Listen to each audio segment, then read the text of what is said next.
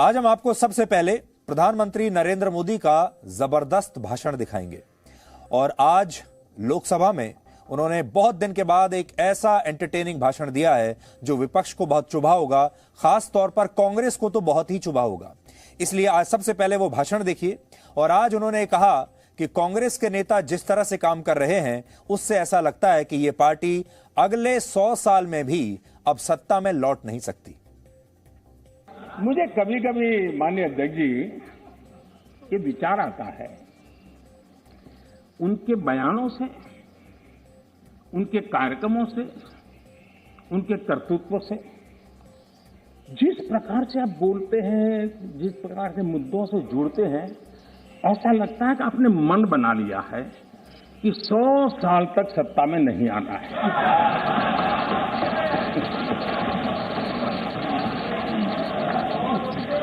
कोई ऐसा नहीं करता जी। थोड़ी सी भी आशा होती, थोड़ा सा भी लगता हाँ यार देश की जनता फिर से फुलहार करेगी, तो ऐसा नहीं करते।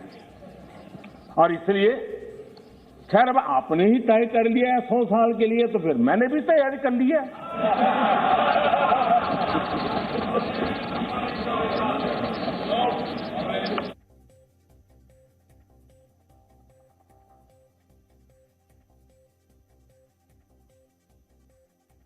प्रधानमंत्री मोदी ने राष्ट्रपति के अभिभाषण पर पेश हुए धन्यवाद प्रस्ताव के दौरान अपने भाषण में आज ये सारी बातें कही हैं। और आज उन्होंने ये भी कहा कि कांग्रेस अब टुकड़े टुकड़े गैंग की लीडर बन चुकी है और उसने अंग्रेजों की तरह बांटो और राज करो की नीति को अपने असली चरित्र में बना लिया है, अपना असली चरित्र बना लिया है और उसे अपने डीएनए में उन्होंने शामिल कर लिया है। कांग्रेस को हमेशा से इन बातों से नफरत रही है।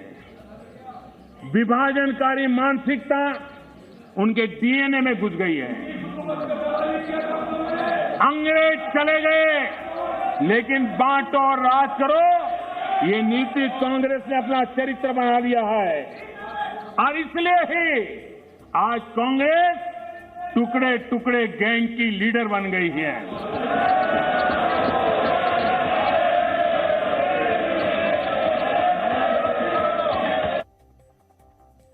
तो टुकड़े टुकड़े गैंग, ये शब्द आप अक्सर सुनते होंगे और विपक्ष के नेताओं को और बहुत सारे पत्रकारों को इस शब्दावली पर बड़ी आपत्ति भी होती है। लेकिन आज खुद भारत के प्रधानमंत्री ने इस शब्द का प्रयोग किया, टुकड़े टुकड़े गैंग का उन्होंने प्रयोग किया। और ये वो शब्द है जो आपने देखा होगा, जी न्यूज वर्षों से इस शब्द का प्रयोग करता आ रहा है और आज प्रधानमंत्री ने भी उस शब्द का प्रयोग किया और कहा कि कांग्रेस अब टुकड़े टुकड़े गैंग की लीडर बन चुकी है।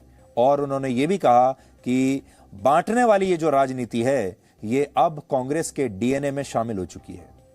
प्रधानमंत्री ने देश के पहले प्रधानमंत्री जवाहरलाल नेहरू के लाल किले से दिए उस भाषण का भी आज जिक्र किया है, जिसमें उन्होंने कहा था कि भारत में महंगाई कई बार इसलिए बढ़ जाती है क्योंकि हमारी अर्थव्यवस्था को दुनिया में चल रहे संघर्ष भी प्रभावित करते हैं। किसी और देश में अगर कोई चीज महंगी होती है तो उसका असर भारत पर भी पड़ता है। तो आज प्रधानमंत्री नरेंद्र मोदी ने कहा कि मेरे भाषण में मैं आज जवाहरलाल नेहरू के बारे में बहुत सारी बातें करूंगा। तो सुनिए आज उन्होंने क्या कहा। महंगाई पर कांग्रेस के राज में पंडित नेहरू जी ने लाल किले से क्या कहा वो जरा आपको मैं बताना चाहता हूं। पंडित नेहरू देश के पहले प्रधानमंत्री लाल किले से बोल रहे हैं।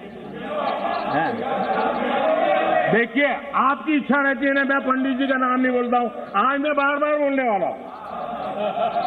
आज तो नेहरू जी ही नेहरू जी।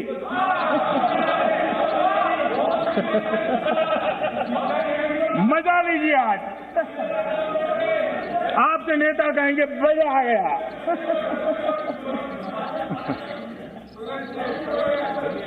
माननीय अध्यक्ष जी, पंडित नेहरू जी ने लाल किले पर से कहा था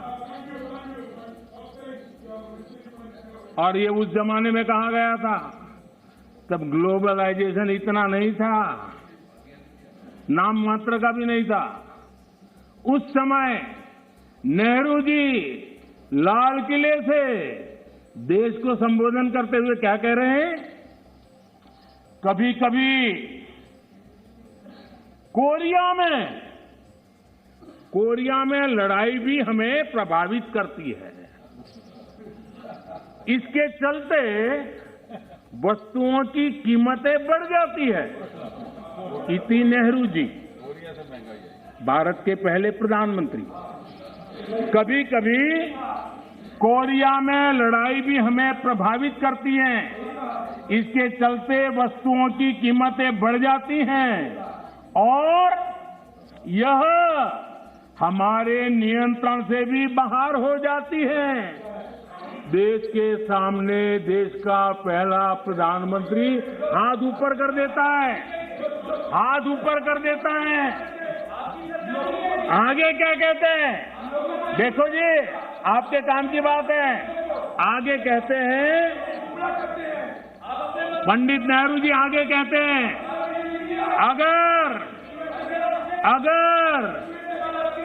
अगर अमेरिका में भी कुछ हो जाता है तो इसका असर भी वस्तुओं की कीमत पर पड़ता है। तो आज प्रधानमंत्री मोदी फुल फॉर्म में थे। आप ऐसा समझिए कि क्रिकेट की भाषा में कहें तो आज उन्होंने 20 ओवर के मैच में डबल सेंचुरी मार दी और उन्होंने आज पहले ही कह दिया कि आज तो नेहरू ही नेहरू रहेंगे मेरे भाषण में, और यह भी कह दिया बाकी के लोगों को, वहां पर बाकी सांसदों को, कि आज आप पूरा मजा लीजिए। तो आप भी, यानी दर्शक भी, आज इस भाषण का पूरा मजा ले सकते हैं। प्रधानमंत्री मोदी ने इसके बाद कहा कि Rahul Gandhi make in India का मजाक उड़ा रहे हैं, लेकिन पूरे देश के युवा उनका मजाक उड़ा रहे हैं। मेक इन इंडिया का मजाक उड़ाया गया और आज देश की युवा शक्ति ने, देश के एंटरप्रेन्योर ने करके दिखाया है। आप मजाक के विषय बन गए हो।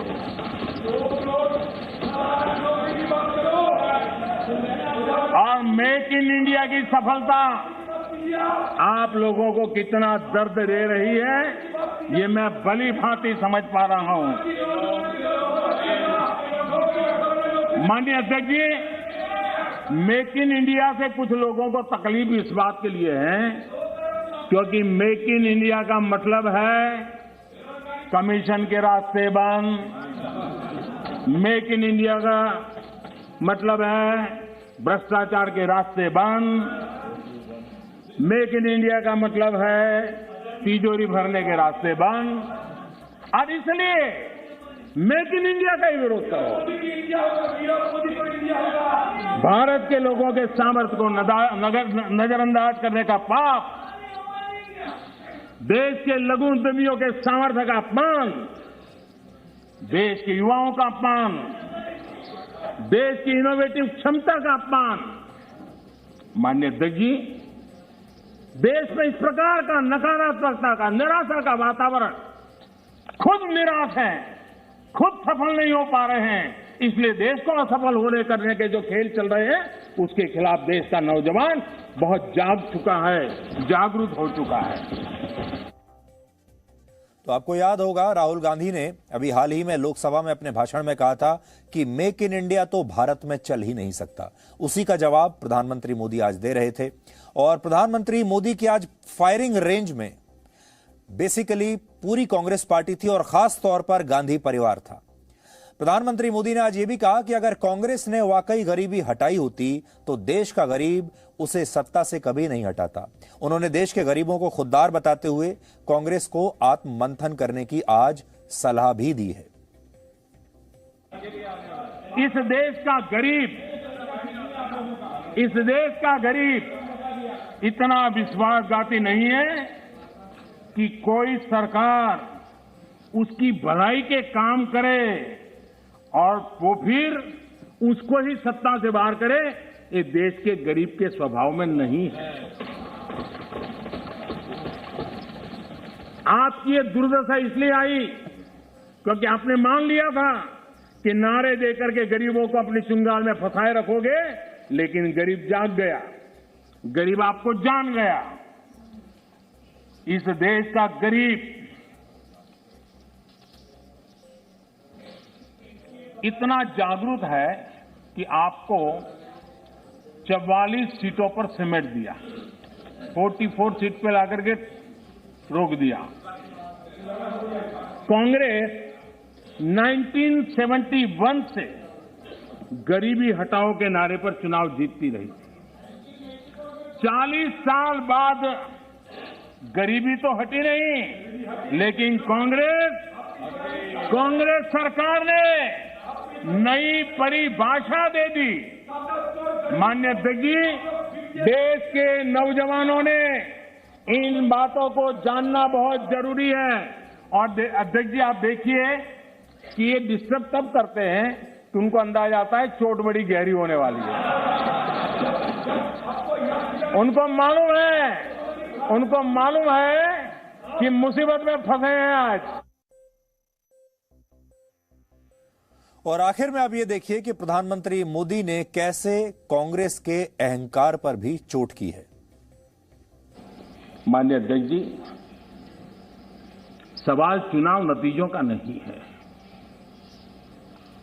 सवाल उन लोगों की नीयत का है, उनकी नेक दिली का है कि इतने बड़े लोकतंत्र में इतने साल तक शासन में रहने के बाद देश की जनता हमेशा के लिए उनको क्यों नकार रही है। और जहां भी ठीक से लोगों ने राह पकड़ ली, दोबारा आपको प्रवेश करने नहीं दिया है। इतना सारा होने के बावजूद भी हम तो एक चुनाव हार जाए ना, महीनों तक न जाने इकोसिस्टम क्या क्या करती है। इतना सारा पराजय होने के बावजूद भी न आपका अहंकार जाता है, न आपकी इकोसिस्टम आपके अहंकार को जाने देती है।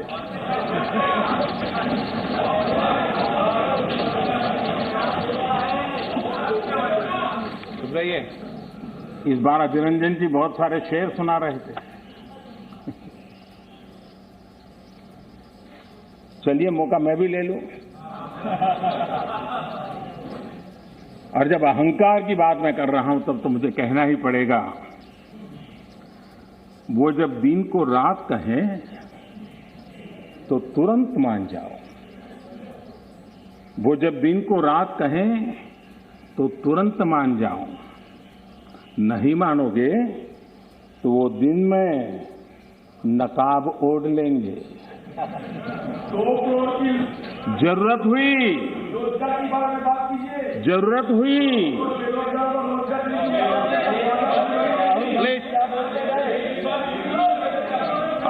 जरूरत हुई तो हकीकत को थोड़ा बहुत मरोड़ लेंगे। वो मगरूर है, खुद की समझ पर बेइंतहा। उन्हें आईना मत दिखाओ, इन्हें आईना मत दिखाओ, वो आईने को भी तोड़ देंगे। तो प्रधानमंत्री मोदी कह रहे हैं कि अगर कांग्रेस को आईना भी दिखाया तो कांग्रेस पार्टी आईने को भी तोड़ देगी।